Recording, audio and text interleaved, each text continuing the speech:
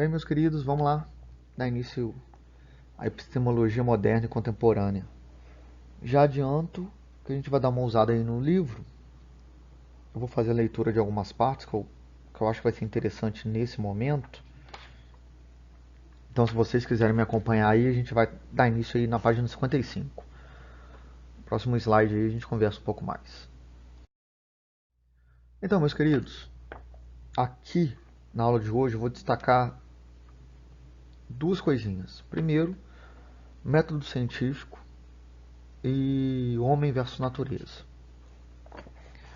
Por que é importante isso? Porque a ideia do método é importante para a própria estrutura do pensamento, para o próprio você pensar a ciência, para você saber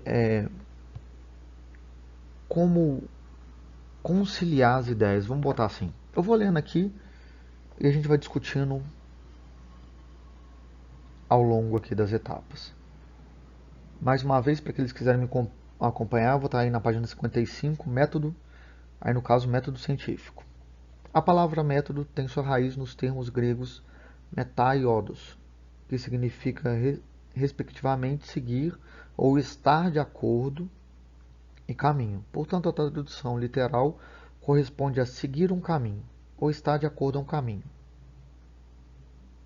Um método constitui o conjunto de procedimentos para orientar, determinar atividades ou pesquisa, no contexto científico.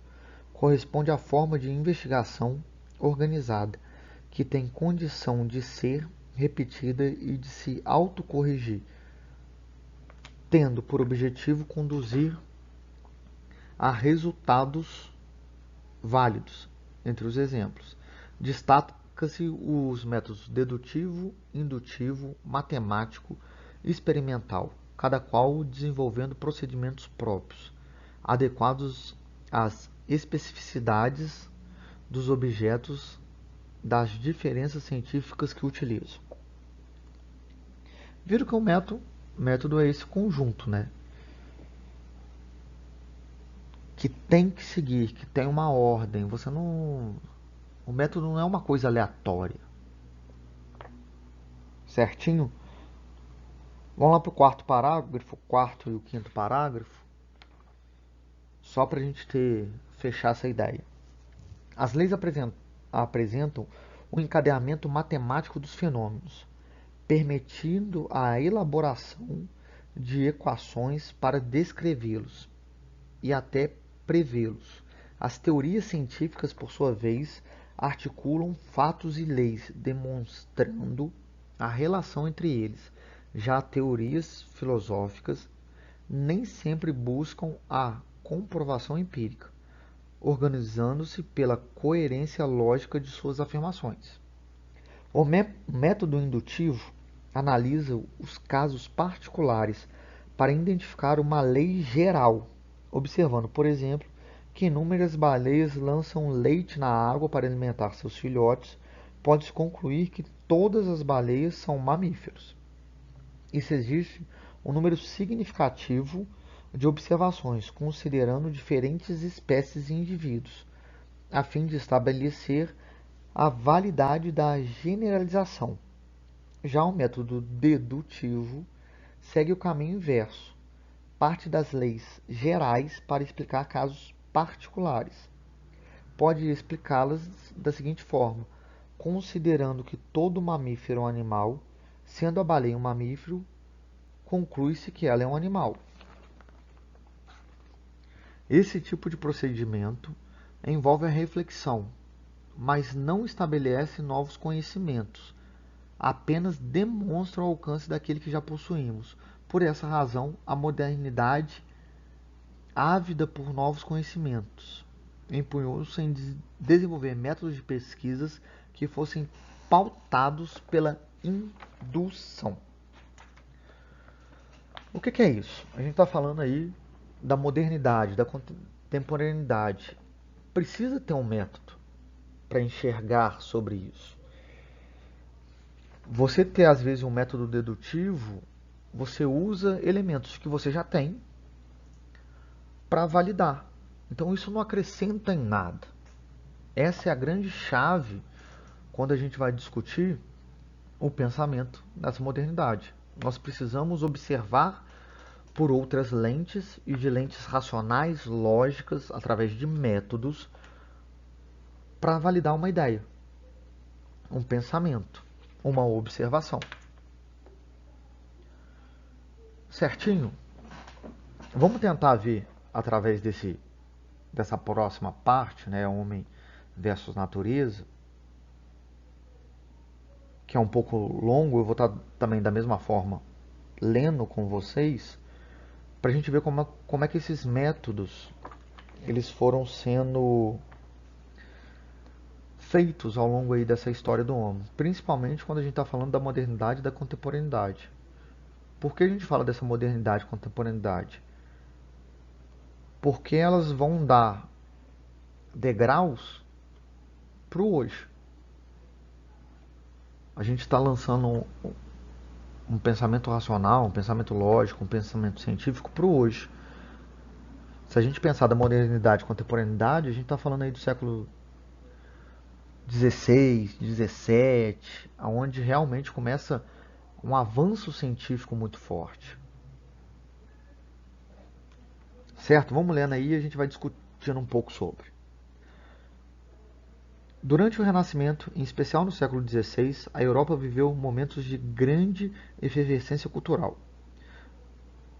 Com a releitura de antigas obras e de descobertas de novas terras e, portanto, de outros modos de pensar e viver.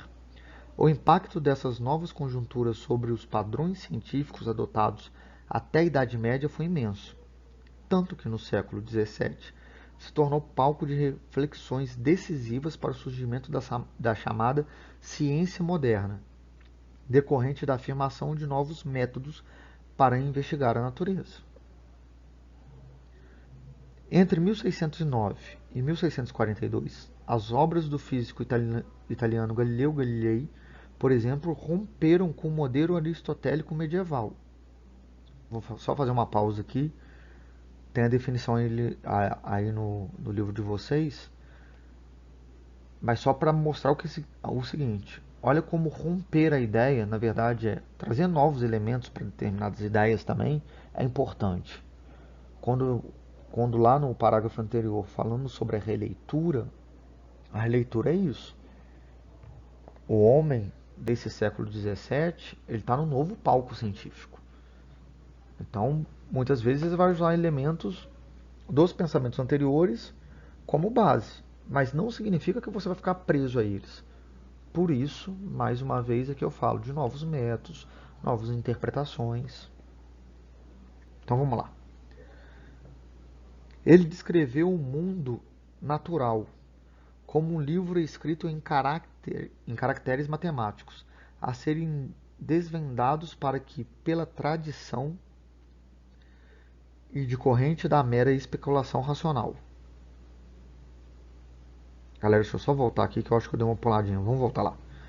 Ele descreveu o mundo natural como um livro escrito em caracteres matemáticos, a serem desvendados para que se pudesse compreendê-lo. Negou-se a reproduzir o conhecimento sobre a natureza, legado pela tradição de decorrente da mesma especulação racional. Propôs-se a investigar os fenômenos naturais e as suas leis por meio de observação, experimentação e cálculos que pudessem medir matematicamente a regularidade desses fenômenos. Suas afirmações geraram grande polêmica, sofrendo sérias retaliações, a ponto de Galileu ser obrigado pela Inquisição a desmentir publicamente algumas delas. O que significa isso aqui? Quando você tem, pela observação, uma repetição, uma ideia matemática, você está mostrando que tem um objeto claro ali. E aqui vai falar sobre um pouco sobre os planetas, relação dos planetas. Ele vai falar disso. Existe uma constância. E qual que é a grande preocupação aqui? Só para, como parênteses, a gente lembrar. Aqui a gente está muito ainda naquela ideia religiosa de que a Terra é o centro do universo, que Deus que comanda as coisas da sua vontade divina e que ela não tem interferência. Aqui não, Galileu já vai mostrar que a Terra não é o centro do universo, como que a natureza ela pode ser mensurada, ela pode ser medida, ela segue um padrão. Ela não é tão aleatória quanto uma vontade divina. Certinho? Então vamos lá. Continuando um pouco mais. Outro nome que merece referência nesse contexto de transição para o novo modelo científico é do inglês Francis Bacon, de 1597 a 1626. Ele produziu obras que criticavam a concepção de conhecimento dos antigos e medievais. Defendeu a máxima saber é poder, desejando formar uma nova ciência capaz de garantir à humanidade um pleno domínio sobre a natureza. Para ele, a ciência estava diretamente relacionada à técnica e seu valor subordinado à utilidade que ela pudesse ter para a vida prática. Ele é considerado o pai do método experimental, pois utilizava procedimentos indutivos de análise e comparação dos fenômenos, a fim de atingir conhecimento das leis que os governam. Seu método era rigoroso, seguindo passos predeterminados por aquilo que ele designava tábua de investigações. Método. Você fazer uma análise, você tem que saber como que eu vou utilizar, o que eu vou utilizar, qual que vai ser meu objeto. Então essa ideia de você ter um método é importante para as ciências. E aqui de novo, saber é o poder. A ciência tomando a autonomia do homem, o homem através da ciência enxergando o mundo, tirando, de novo, olha o período que a gente está falando, 1500, 1600, tirando as máximas religiosas. Aqui o homem observa a ciência. É a ciência que vai dar a ele o conhecimento do mundo. É através dessa ciência que o homem vai ter a noção do mundo. E aí o poder de se pensar é isso, o controle. E não é um controle arbitrário. Por que não é um controle arbitrário? Porque ele tem método. Você vai chegar e vai mostrar, olha, isso acontece por causa dessa série de eventos. Que ela pode ser explicada tanto numa região quanto noutra. Por isso o método é importante. Por isso uma investigação científica é importante. Ela não pode ser meramente um achômetro, né? Eu acho que. Não. Você tem que fazer uma análise detalhada. Até como parênteses aqui, para você falar que um remédio é bom para uma determinada doença, você tem que ter uma análise científica criteriosa. Você não pode simplesmente falar que ele é bom e vamos usar ele e assim vai. Mas vamos lá terminar essa parte. O impulso das teses de Bacon foi essencial para o estabelecimento de novos métodos para a pesquisa científica. Além disso, ele alavancou uma importante mudança de mentalidade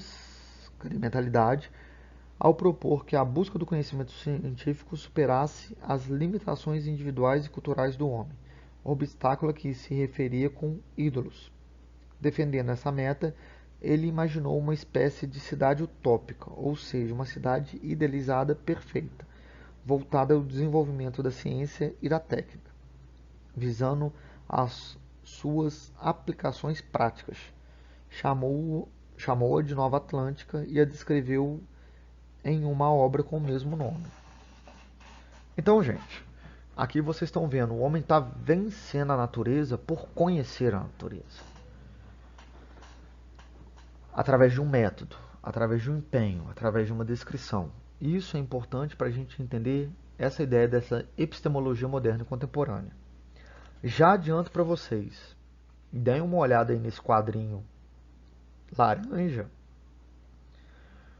porque nossa prova, ou nossa próxima atividade, ela vai estar em cima dessa ideia. Certinho? Então, até a próxima.